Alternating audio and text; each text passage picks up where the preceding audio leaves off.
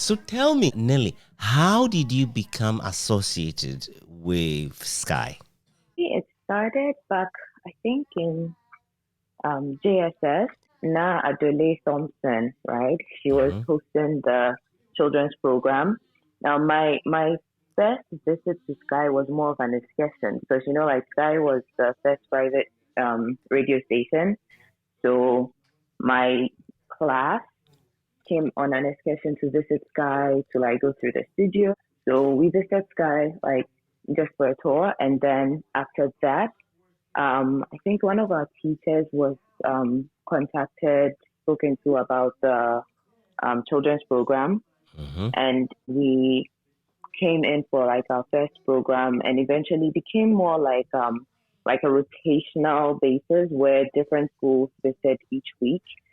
And so we got to the point where we had like a set team who were coming weekly for the children's program.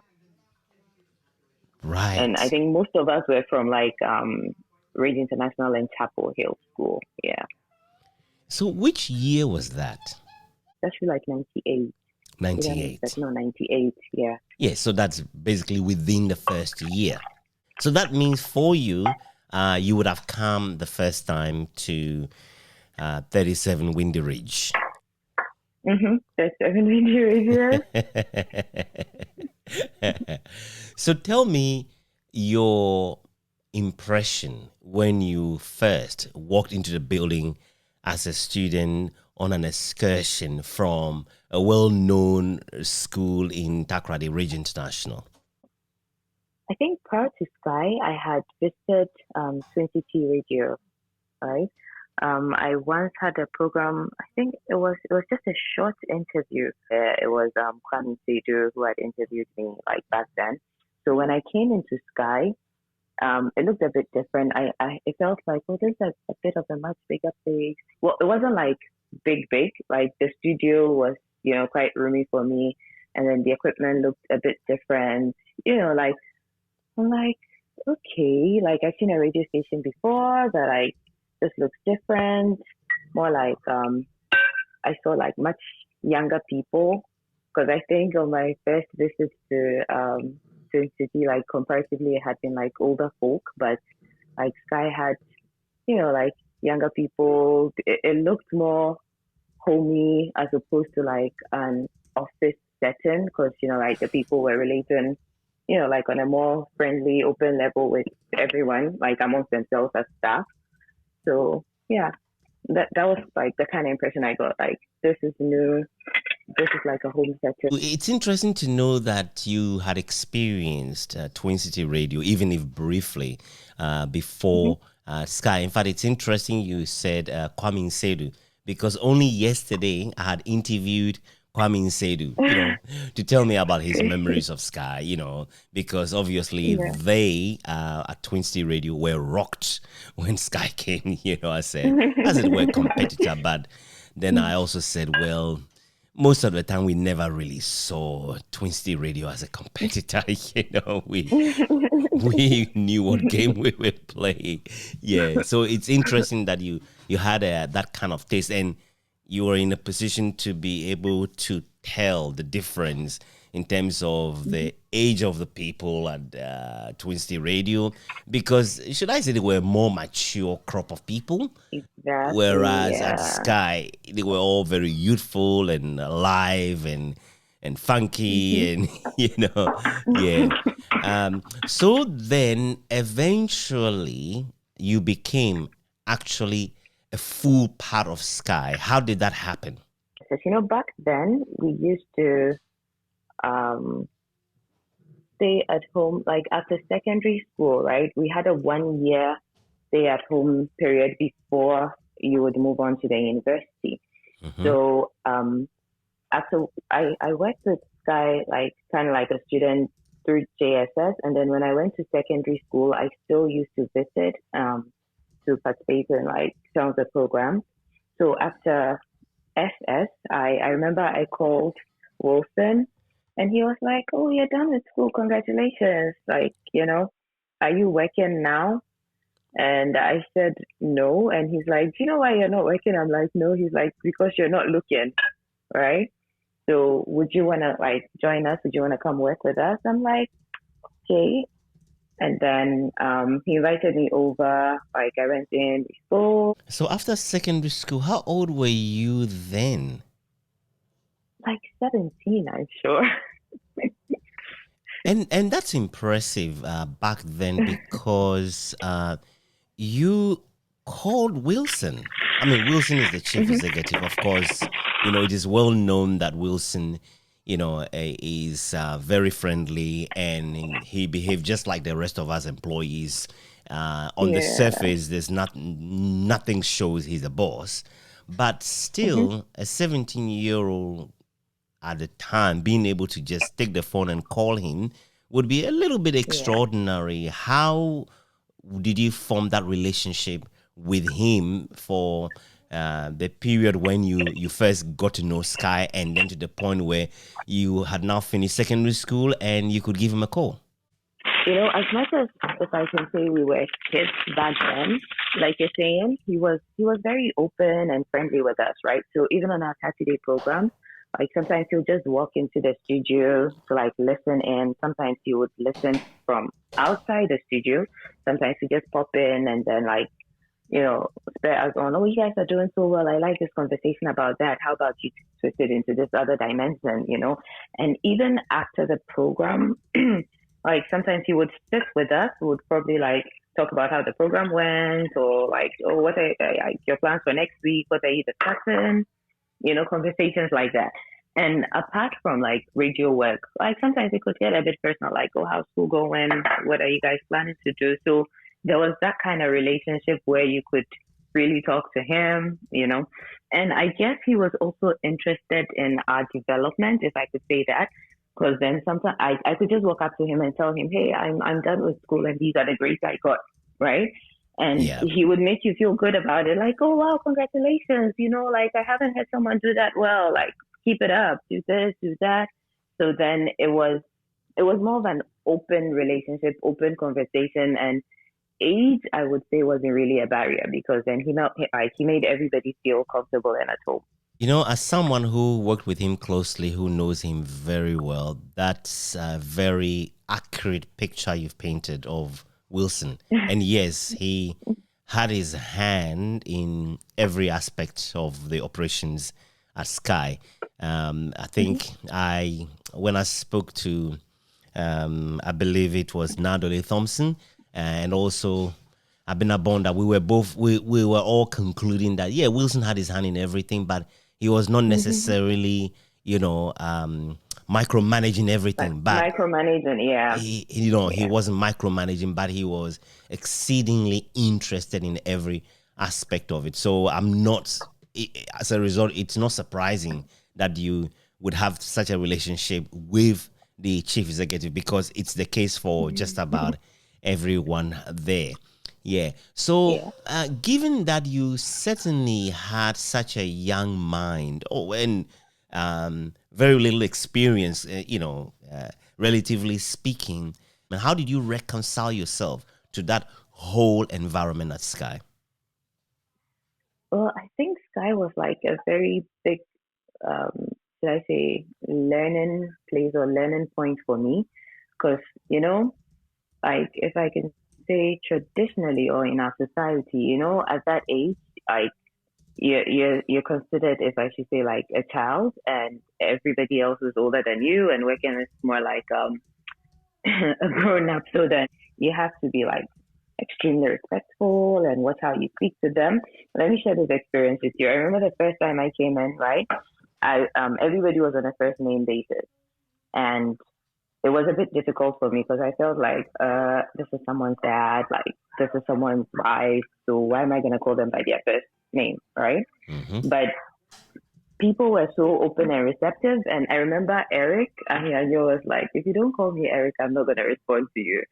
And I think that was like a breakthrough moment for me. Like I mastered that courage to just call him Eric. And then after that, I was able to like relate to everybody else, call them on like, yeah, first name basis. So that environment helped me to like grow, to fit in, like regardless of age, I was able to relate with everybody, like staff, customers, it practically built my confidence, right? And I think it has stayed with me till now, where I just enter anywhere and I'm able to like just sit back, survey, and then just launch in and speak to people without, feeling uncomfortable or reserved or, anything of that sort. Do you know, I think that's a very beautiful thing to say. Erica here, I knew is gonna feel so happy and so proud that we're talking how many years ago, decades ago, he said this to you. Nelly, if you don't call me by my first name, I will not respond to you. You know, that's just beautiful. And it is not a typical African Ghanaian approach.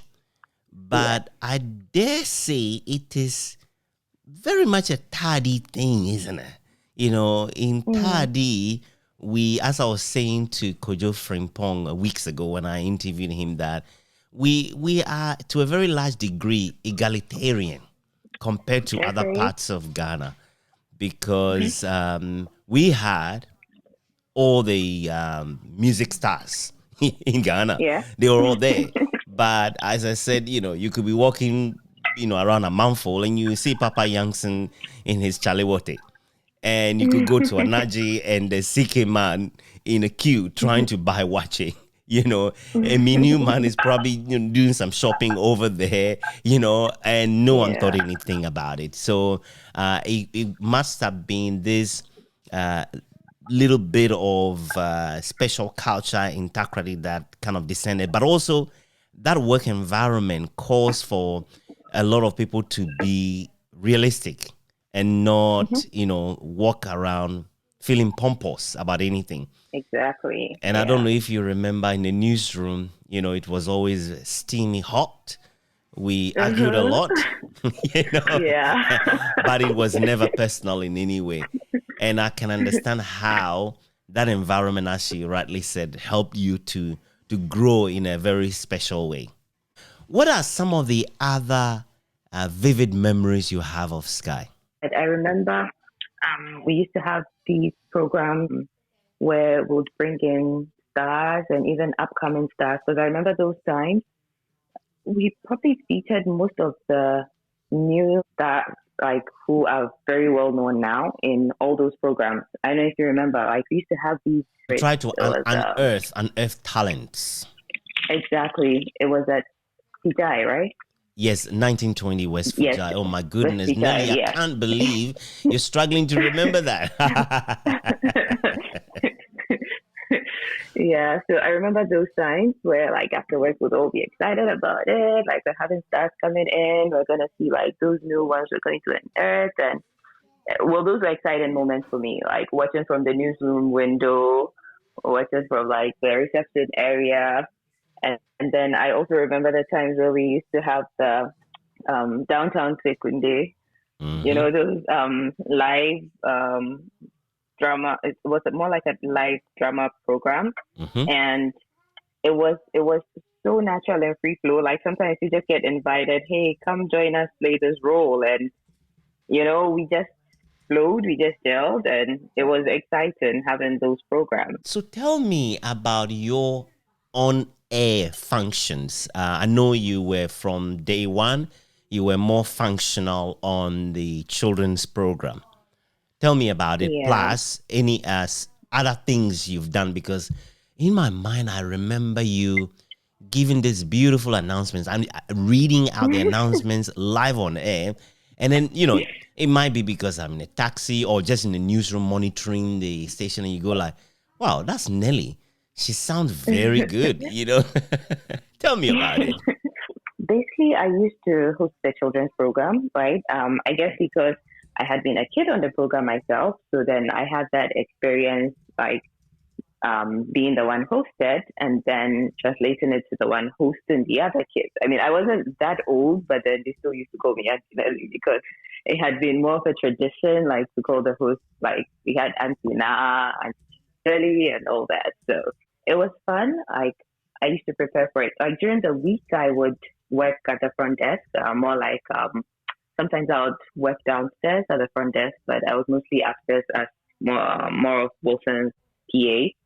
And then during the week, I'll just prepare for the program, put stuff together for the kids. And trust me, they were like very talented and great group of kids. And they always made the program interesting because I would put stuff together. They would come, they would have their own ideas, and then we would merge them. And at the end of the day, we'd have a great show. And while I was doing that, I was also, once in a while, I'll just pop into the studio to like listen to the others who were having their own shows and programs. And that was when I started like, reading those, how we would have an announcement to be, which was supposed to be read in the afternoon, or there would just be like a quick one which had to be done like earlier in the day. So then I'll be given that opportunity to do that. And again, through that, I was also invited to join Auntie Ajua on Coast to Coast. Coast to Coast, indeed, yes. Yes. So I remember I joined her once to do it, and then another time she wasn't able to host the show. So I think it was a Saturday. I was in church, right? I was in the choir back then, so we were at rehearsal for like service for the next day. And then I get a call and they're like, "Oh, Nelly, we need you to come host Coast to Coast." I'm like, okay. So I think it was what Kojo Kum said. He drove over with one of the drivers and they came to get me from church. We went to the studio, got set up, and then we did the program together. I mean, initially I felt like, oh my gosh, this is going to be daunting because this is Auntie Ajo's shoes. I'm going to step in, but it really went well. It did go well, and I was so proud of myself. I was grateful for the production team because they gave me all that support.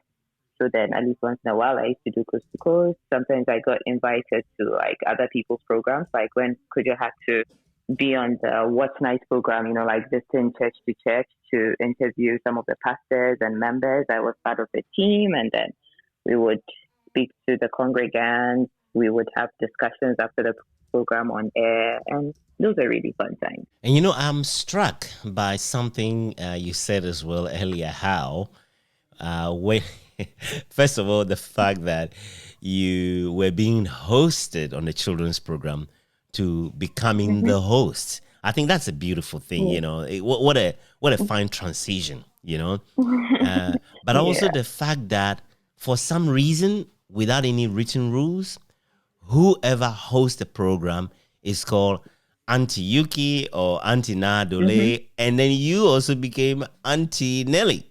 Auntie Nelly. I do remember the first time I heard Auntie Nelly, I thought, really? Oh, yeah. I used to get that reaction a lot because I remember, we used to have churches also having airtime for like early morning, like preaching sessions and all. And I remember there was this church, Liberty. And the first time their pastor walked in and I think he wanted to speak to Wilson. So obviously I was the one, like, he had to go through. So we're talking and he's like, "What's your name?" And then I tell him my name and he's like, "Whoa, little girl like you, and you're the one they've been calling Auntie Nelly. I actually thought it was like this older person. Wow, you're so good on air." I'm like, okay. They actually thought it was like an older person. I was like, it's just me. That was a repetitive and perpetual story that is told at Skyy, because I remember, Caesar was telling me how they had a sports discussion which heats up, which is so interesting, and people take it like really, really seriously, almost like life and death, and then they had this very important person visiting, and then he walked through the studio, and then he looks at their faces and he says, "But you guys are just kids." You speak on air like you are grown people with life experience, but look at you, you're nothing, And obviously, I have personally had it as well. I've had it with, Rutai, because Rutai is like, a featherweight. There's not much to it. There's not much to him until you listen to him on radio. And it was practically like that. I think, of course, there was the one older person, or maybe two. His Uncle Opian. Yeah. Uncle Opian was definitely an older man. Yeah. Yes, and then Mr. Mold. That's about it. Yeah. Everybody else was like incredibly young. In fact, Nelly, I should tell you this funny thing, but I got to know, but because of my work, got to know a whole lot of people at high places. One of them was the Okay. regional minister, then Joseph Adu. And the Mm-hmm. first time we met, he first of all, when I came, he looked at me and I think he was just shocked and surprised. And then later on, he said to me, "Are you really Philip?" I said, "Yes." And Oh my then goodness. it looks like along the way he must have made up his mind that, well, maybe I'm an old thing.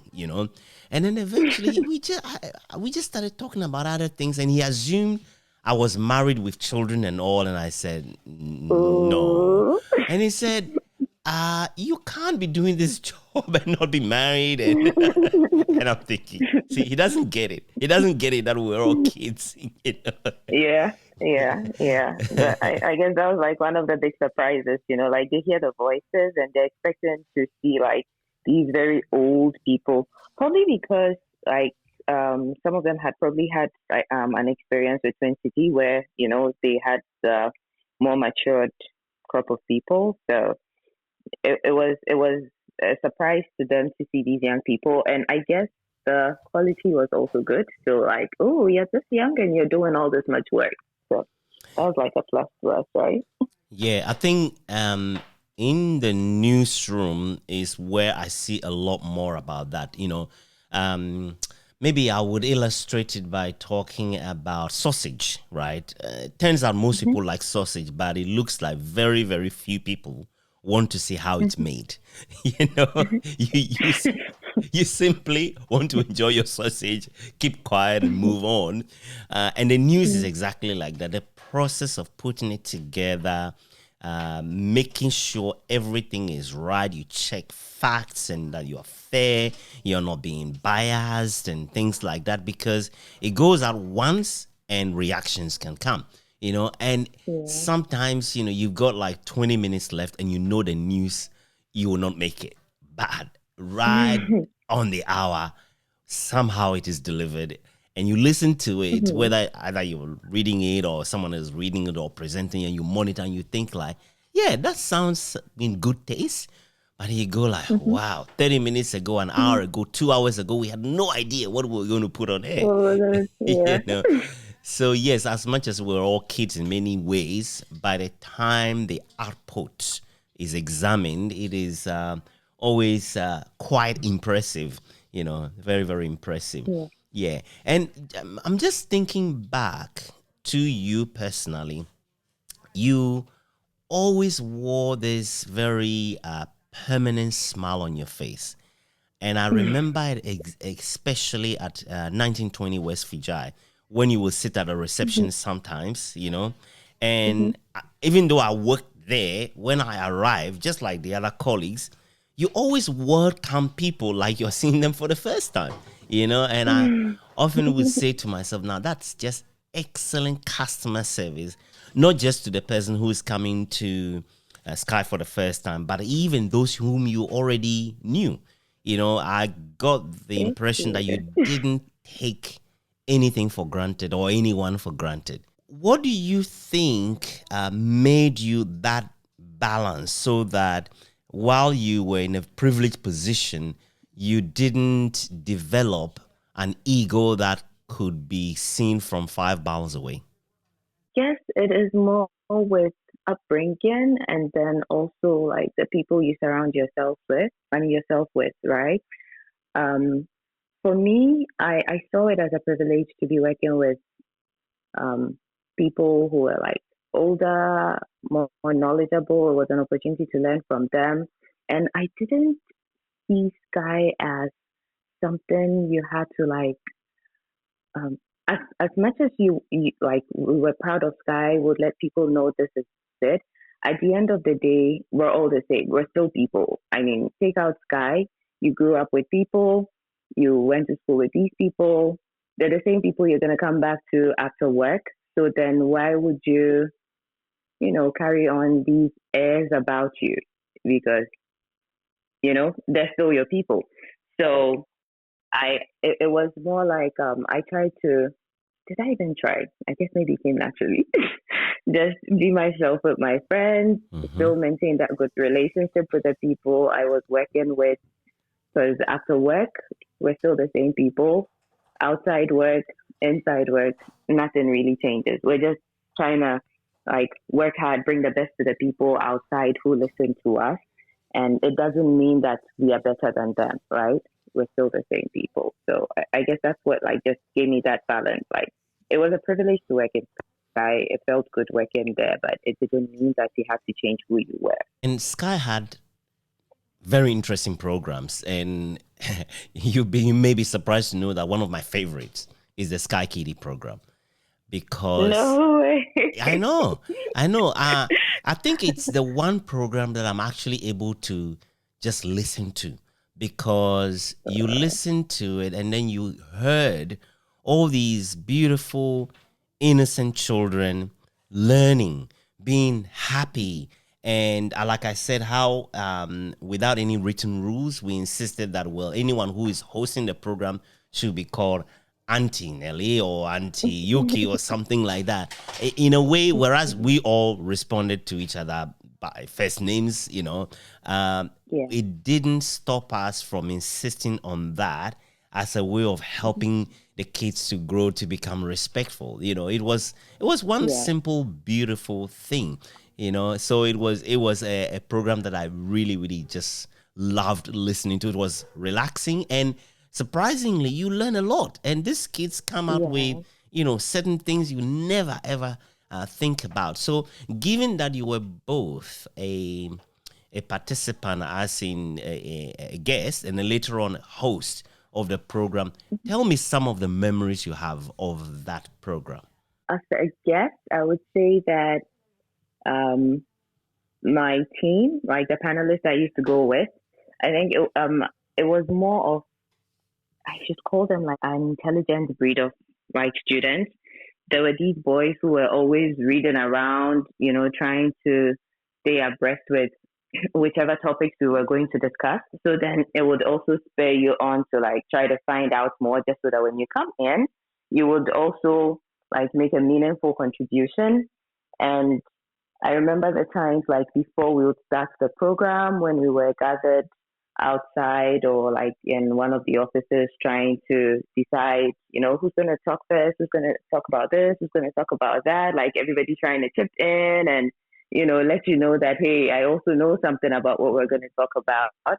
And I especially remember the times when kids would call in to make contributions. And then I think it was a really great program, because even after the program, I used to get compliments from like parents, right? My friends' parents would go like, "Oh, I listened to your program today. It went so well. Like, yeah, this is what I learned from you guys." And I remember one of my friends, I don't know if you know them, but they were also from Nyakpo, Element Edem. They were twins. They stay at Windy Ridge.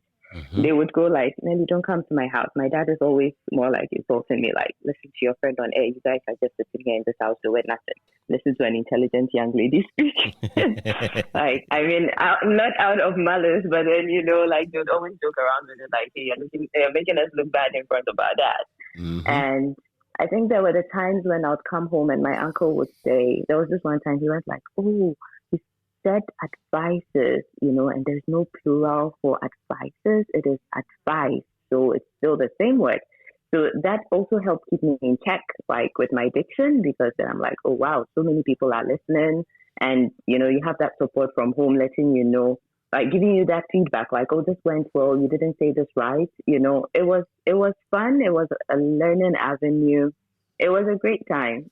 Yep. And the times when we would be done and all of us would just walk together. Like usually when we close, we're supposed to get in a car and like go home. But we just enjoyed the walk, like from Windy Ridge all the way down to the tractor and equipment side before we would eventually get in the car. It was a good time. Yeah. And, as young as you were, your grammar, the quality of your grammar was taken seriously, and people will be in a hurry to correct you, usually, out of good motives, of course, Yeah. And the other thing I think about it is the fact that the children's program, or should I say children graduated from that program, and today they are full-grown adults on their own, and they have very fond memories of the program and how it shaped their upbringing and their life experience. And one of those guys, I will mention his name. You are likely to remember him, Emmanuel Saki. Likely to remember him. And I'm a very good friend. He will probably say to me, Philip, what would you say to Nelly? She'll remember me because you know each other too well. I particularly remember the two of you to be very outstanding. I actually interviewed Emmanuel Saki a few weeks ago as well, all as part of the research, and it was amazing to be able to go back in time. But one of the memories he shared with me was that the first time we met, he had come into the studio just like you. He came probably at the same time as you for the excursion to the studio.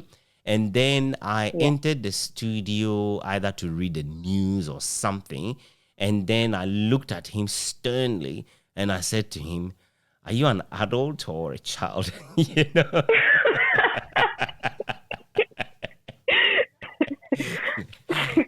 and as soon as he mentioned it, I really remembered. And I thought, I hope it wasn't harsh, but it was out of a genuine surprise because I was monitoring what was going on live in the studio. I knew kids were coming through, and because I liked the kids program, I was listening.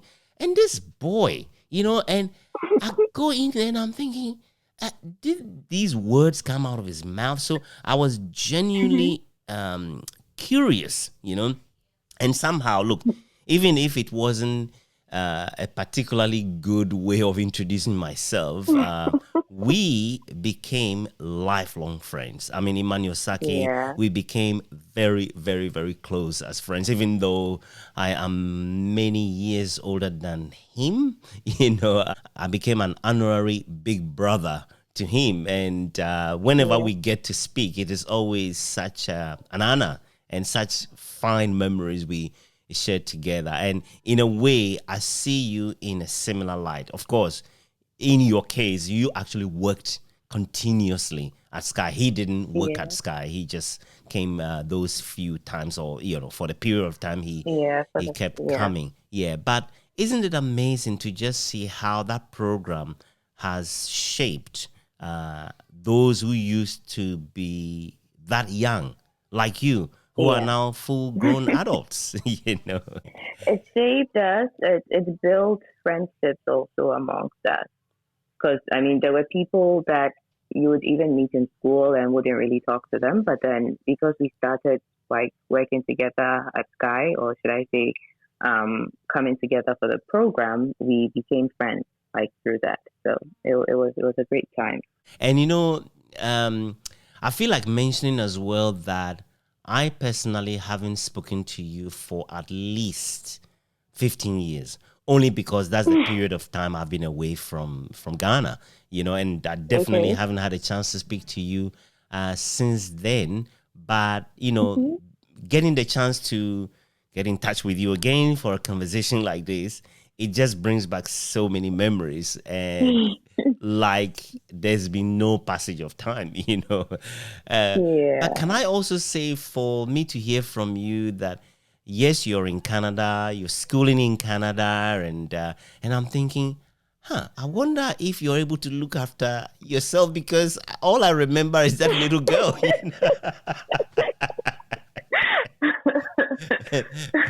But after 15 years of not seeing you, my oh my, you would be very much an adult, I am an adult now. Very, very much an adult. At that time, I saw you as just a little girl, but you fitted in so well, like all the others. And of course, age for us didn't matter at all, starting from even Uncle Opia himself, who was a retiree, who then started working at Skyy. it still didn't matter. It didn't matter to us at It all. didn't matter, yeah. Yeah. Uncle Tia used to like invite me in for conversations. Like there are times when he'd say, "Oh, I'm gonna get a drink here. Do you wanna go with us?" So it would be me, him, Nana Kwame, and then we would go to I think it was the Skyy. Yeah, I think was it a total? There was this fuel station, Hmm. and he was open like that. Like he didn't really mind. Like, so yeah, I'm the oldest, you're the youngest. To just call you and say, "Oh, Nelly, did you see this news item that I was talking about? What do you think of this?" Or "Oh, come and listen to this joke." Like, Yeah, he didn't really let age be like a barrier or yeah. something of that sort. It's Yeah. very hard to overemphasize just what a liberal, free, happy environment it was. You know, Mm-hmm. It's really, really hard to, and everyone just looked after everyone. We looked after each other. Yeah. Yeah. And just about everyone I talked to says there was never a boring moment. Every day Mm-mm. was eventful. We could just with a snap of finger change the mood of the whole city. You know, I I'm telling you. I remember on public holidays some of the silly things we used to do. We'll just decide, okay, we'll turn the entire programming upside down, and then we will Yeah. intentionally choose someone to host a particular program that we know they are wholly unqualified for. Like that they will make a total mess of the program intentionally. And it was just hilarious. Of course, today around the world is a public holiday, and I'm thinking, is that something they will still do? You bring someone who Yeah. can speak Fanti to host a Fanti program, and you bring someone who can speak English to try to say something, and it just goes. I remember Kuntu Blankson is forced to host his little Johnny breakfast show, and you think this is abhorrent, and he gave it his best shot. And and I remember throughout the day, it became something that listeners will be wanting to know the next program Yeah. and They who was look going to forward to. look forward Yeah. to it because it Yeah. was just going to be a Yeah. disaster.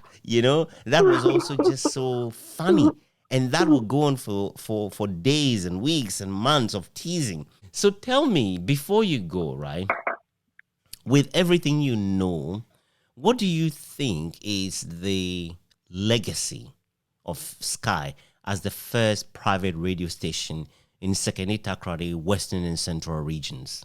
I'd say that Skyy opened doors for many of the youth, right?